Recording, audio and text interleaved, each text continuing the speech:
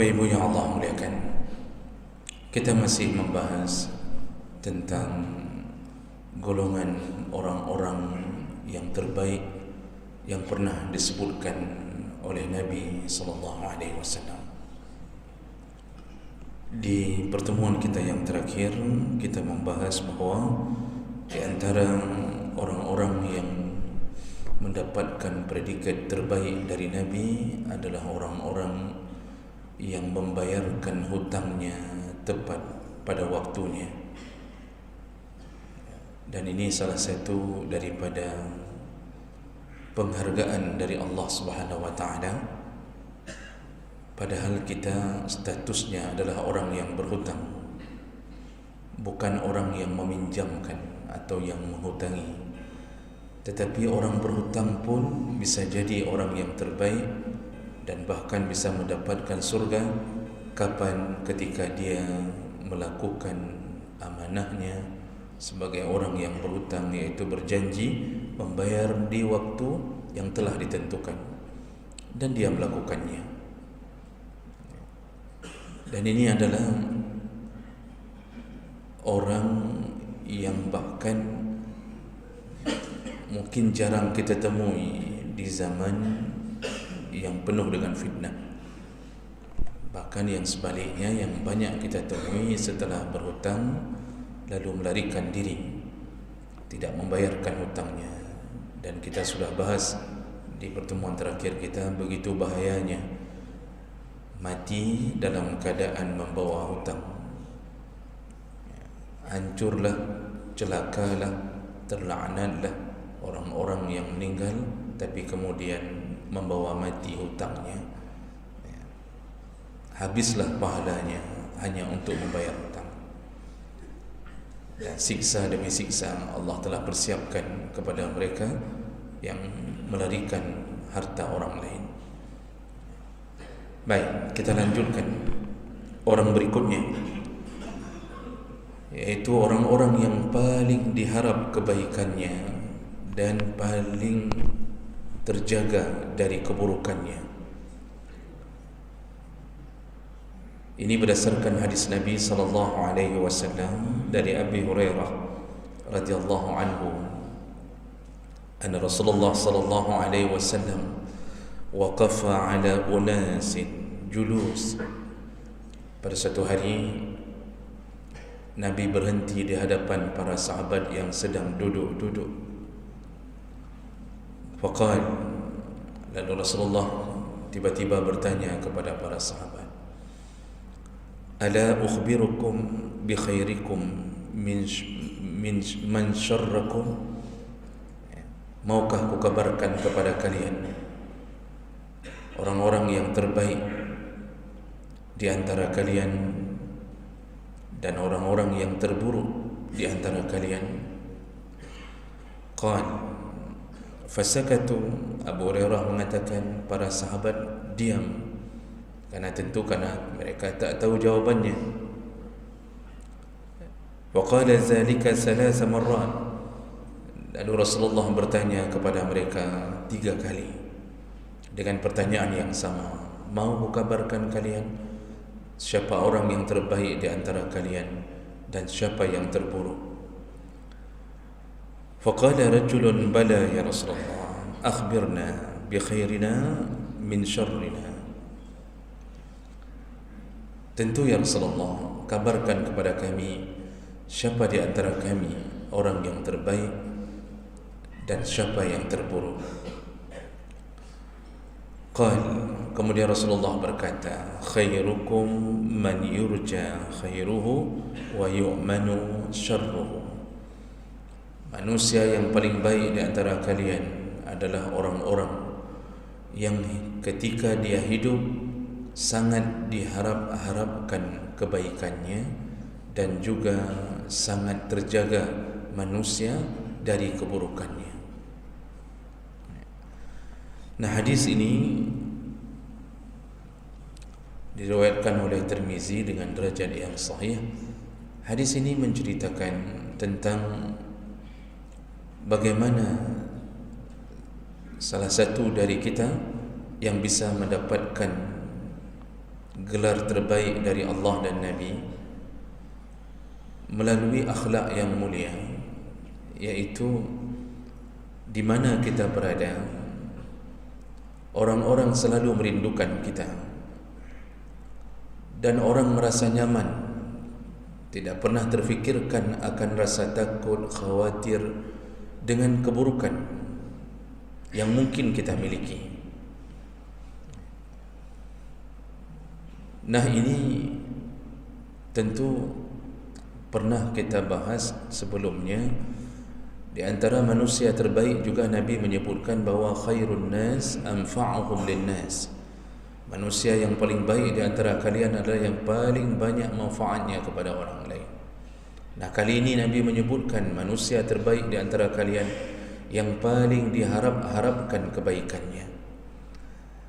Jadi kali ini Nabi ingin mengatakan bukan hanya bermanfaat, tetapi lebih daripada itu, yaitu orang terus bergantung, merasa butuh, merasa perlu dengan kehadiran kita. Dan ini tentu hubungannya adalah hubungan sosial, karena salah satu penentu kita mendapatkan surga atau tidaknya adalah lingkungan yang kita hadapi di masa hidup. Jemaah melakukan Allah Subhanahu wa taala, ini kebaikan yang dibuat oleh orang ini menyebabkan orang lain menandainya, dan mereka merasa kalau kita tak ada, seakan-akan kebaikan itu terhenti. Dan ini bisa terjadi pada semua tingkatan, semua level. Kalau dia seorang pemimpin,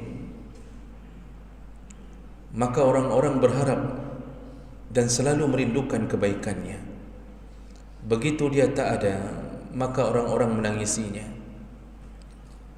Orang-orang kembali berharap agar dia datang untuk menegakkan keadilan, untuk menghancurkan kezaliman. Dan inilah yang kadang-kadang kita dapatkan dari pemimpin-pemimpin yang dirindukan oleh rakyatnya. Dulu di masa hidupnya Rasulullah sallallahu alaihi wasallam, semua orang berharap mereka bisa mendapatkan kebaikan Nabi sallallahu alaihi wasallam. Tidak ada satu pun yang pernah menceritakan tentang celah atau tercela Nabi di salah satu akhlaknya, tak pernah. Semua orang kalau bicara tentang Nabi berharap bisa mendapatkan sentuhan kulitnya, bisa hidup bersamanya. Kenapa? Tak ada lain, karena berharap kebaikan Nabi itu mengalir kepada mereka. Begitu Nabi meninggal dunia, maka seakan-akan langit runtuh di hadapan mereka. Makanya Nabi SAW meninggal di hari Senin, dikuburkan di malam Rabu. Jadi jenazah Nabi itu berada di atas pembaringannya, tidak dikuburkan mulai dari hari Senin, kemudian baru dikuburkan di malam Rabu. Jadi jangan mengira bahawa Nabi meninggal hari Senin dikuburkan hari Senin, tidak. Walaupun Nabi sendiri mengatakan bahawa kita sebaiknya mengurusi jenazah secepat-cepatnya. Ada apa? Ada apa dengan Nabi kita sehingga dikuburkan di malam Rabu? Kata para ulama, ada beberapa faktor. Yang pertama, semua sahabat meyakini bahawa jenazah Nabi tidak membusuk berdasarkan keterangan dari Nabi sendiri. Dan itu benar-benar terjadi. Tidak pernah ada satu riwayat pun mengatakan jenazah Nabi berbau, kemudian membusuk, berubah warnanya. Tidak ada. Utuh seperti baru meninggal dunia. Jadi itu tidak mengkhawatirkan para sahabat. Lalu kenapa kemudian tidak dikuburkan segera? Begitu ramainya sahabat-sahabat dari belahan kota manapun, mereka datang berduyun-duyun hanya untuk bisa menatap Nabi lalu mensolatkannya. Walaupun Nabi sebenarnya tak perlu disolatkan, Artinya tak perlu disolatkan, tak perlu didoakan. Salat itu hanya fardu kifayah, tetapi tak perlu didoakan kerana Nabi sudah maksum dan itu menjadi jaminan surga. Tapi Masya Allah, para sahabat datang dan ketika itu salat jenazah dilakukan di dalam rumah beliau dan Rasulullah di atas pembaringannya. Tidak bisa dilakukan secara bersamaan, sehingga masuklah satu-satu dan tidak ada yang berani menjadi imam untuk salat jenazah. Abu Bakar pun tak mahu menjadi imam untuk mensolatkan jenazah Nabi. Jadi jenazah Nabi tidak disolatkan secara berjamaah. Kenapa begitu? Karena tak berani seorang pun mengimami seorang Rasul. Tak berani. Begitulah seseorang yang di mana beliau berada, orang-orang datang berharap-harap kebaikannya. Ketika beliau telah tiada, orang-orang merindukan beliau kembali. Dan itulah akhlak Nabi yang perlu kita tiru untuk menjadi manusia terbaik. Jadilah orang yang dirindukan kebaikannya oleh orang. Jadi bahasa sederhananya, orang mengatakan, mana bapa itu? Kalau tidak ada bapa itu, rasa-rasanya kita ada yang kurang. Orang-orang mungkin mengatakan, kemana bapa itu? Kemana si fulan? Kalau beliau tak ada, ini tak beres urusan. Kalau beliau tak ada, mungkin kita tak mendapatkan makanan seperti yang lalu-lalu. Kalau beliau tak ada, itu semua menunjukkan orang berharap kebaikannya. Maka seorang pemimpin yang adil itu dirindukan oleh rakyatnya, walaupun telah terjadi fitnah, walaupun kita tak bisa sempurna seperti seorang Nabi SAW, tapi kita sudah bisa disebut manusia terbaik di saat kebaikan kita dirindukan orang. Lihatlah sekarang bagaimana penyesalannya orang-orang di Libya, penyesalan rakyat Libya. Memang benar Muammar Gaddafi dengan berbagai kekurangannya, dia juga terindikasi memperkaya diri dan keluarganya, tetapi dia pelihara rakyatnya, dia lindungi, dia jaga akidah, dia jaga agama rakyatnya. Semenjak Muammar Gaddafi memegang Libya, maka semua pendidikan digratiskan. Orang-orang pengangguran diberi rumah, fakir miskin naik derajatnya. Bahkan mereka bisa berjaya di hadapan dunia. Amerika gentar untuk mengganggu Libya. Semua minyak diperuntukkan untuk kesejahteraan rakyat. Begitu kehidupan Libya. Bahkan dulu ada salah satu universitas di Libya, dan itu berskala internasional. Itu membuka diri untuk seluruh anak-anak di dunia untuk belajar di tempatnya dengan beasiswa yang sangat tinggi. Begitu sejahteranya. Jadi karena tertimpa fitnah, dan fitnah itu disebarkan oleh musuh di dunia ini terhadap kaum muslimin, yaitu Amerika, dan mereka tak akan berhenti memusuhi kaum muslimin. Terfitnahlah sehingga mereka membunuhnya dengan cara menghinakannya. Dan apa yang terjadi? Berselang hanya beberapa tahun, kehancuran demi kehancuran, berganti beberapa pemimpin, tak mampu lagi membuat Libya terangkat dari keterpurukannya. Hari ini cuba tanya kepada rakyat Libya, rindukah kalian kepada Muammar Gaddafi? Semua merindukannya. Hari ini tak selesai konflik antar suku di Libya sampai hari ini. Tak ada lagi kesejahteraan, tak ada lagi yang gratis-gratis, semua dinaikkan. Begitu kehidupan. Jadi orang-orang mulai mengatakan, sungguh kami menyesali telah membunuh Muammar Gaddafi. Begitulah orang yang dirindukan kebaikan. Masalah dosa-dosanya, itu semua urusannya dengan Allah. Selama dia tak berbuat dosa kepada sesama, kepada kezaliman terhadap sesama, maka itu dosa yang antara dia dan Allah. Kalau dalam hadis yang lain disebutkan bahawa Nabi pernah mengatakan Allah tak peduli. Diwanun allazi la ya'ba'uhu, iaitu ada dosa yang Allah tak peduli. Mana dosa yang Allah tak peduli? Itu antara dia dan Allah Subhanahu wa taala. Mungkin dia pernah meninggalkan salatnya, mungkin dia pernah tak puasa Ramadannya, tapi kalau Allah menginginkan dia di antara banyak keburukan terselip kebaikan yang membuat Allah kemudian ridha terhadapnya, maka Allah bisa hapuskan segala dosanya. Allah berhak memasukkannya ke surga. Berulang-ulang kita katakan seorang pelacur bisa masuk surga hanya karena memberi minum seekor anjing. Seorang pembunuh yang telah membunuh 100 orang masuk surga hanya karena keinginan untuk bertaubat. Itu Allah tak peduli. Makanya Allah mengatakan, engkau berdosa walaupun setinggi langit dosamu, lalu engkau memohon ampun kepada aku, maka aku akan mengampunkanmu. Wala ubali, kata Allah, aku tak peduli dengan dosamu yang sehebat apapun, tak peduli. Tapi itu syaratnya antara kita dengan Allah Subhanahu wa taala. Maka jemaah mulakan Allah Subhanahu wa taala ini adalah model dalam kepemimpinan, yaitu orang-orang yang paling dirindukan kebaikannya oleh orang lain. Kalau dia seorang yang kaya, maka ketika dia bersedekah, dan fakir miskin selalu mendapatkan kebaikan-kebaikan dari sedekahnya. Lalu kemudian dia tiada, fakir miskin mulai berbisik-bisik, kemana sudah bapa itu? Kenapa beliau tak pernah datang lagi? Mungkin mereka tak tahu bahawa dia telah dijemput oleh Allah Subhanahu wa taala, tapi kebaikannya dirindukan orang. Makanya ketika kita masih hidup, berusahalah agar nama kita begitu disebut, orang tak mencibirkan.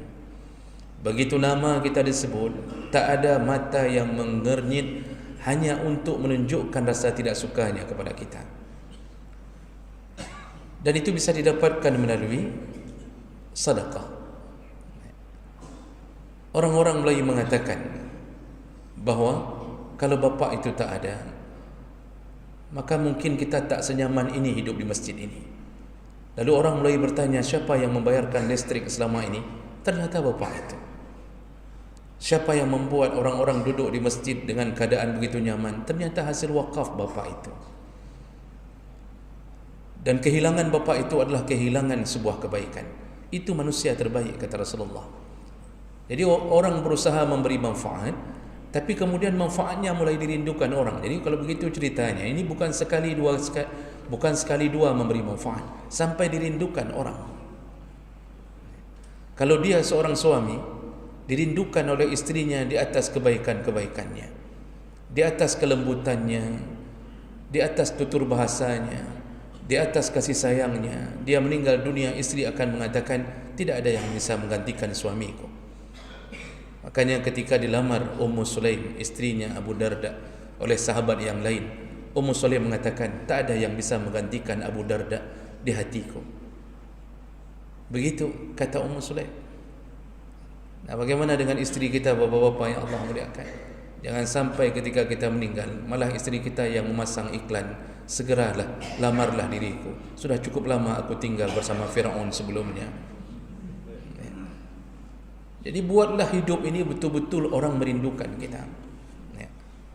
Dalam pekerjaan apapun, sesuai dengan apa yang kita inginkan. Kalau kita menjadi sebuah panitia, menjadi seorang panitia, apakah kita buat kebaikan-kebaikan, lalu orang mengatakan, pekan kacau dah orangnya, kenapa hancur sekali ni hari ini? Oh, ternyata kerana bapa itu tak datang. Dirindukan kebaikannya. Kalau kita menjadi panitia orang-orang yang berbuka puasa hari Senin dan Khamis, lalu ternyata sehari kita tak datang, tak ada yang mengatur, semua orang suka-suka, tak ada yang melakukan kebaikan-kebaikan itu kembali, ternyata kerana bapa itu tak datang.